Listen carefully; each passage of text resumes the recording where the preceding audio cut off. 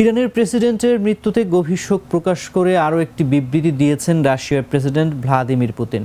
রুশ প্রেসিডেন্ট ইব্রাহিম রাইসির মৃত্যুকে অনেক বড় ক্ষতি বলে উল্লেখ করেছেন। মঙ্গলবার রাতে রাশিয়ার স্পিকার ব্যাচেস্লাভ ভলোদিমিরকে সঙ্গে বৈঠক করেছেন পুতিন। এ সময় তিনি গভীর দুঃখ প্রকাশ করেন। বুধবার সকালে রাইসির জানাজায় অংশ নিতে রুশ স্পিকারের তেহরান সফরের কথা।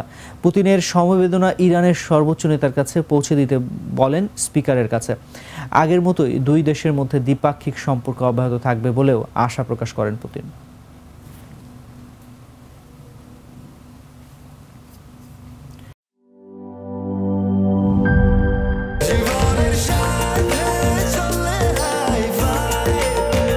স্বাস্থ্যকর অল টাইম ফ্যামিলি কেক, সব সময় অল টাইম হেলদি লাইফ।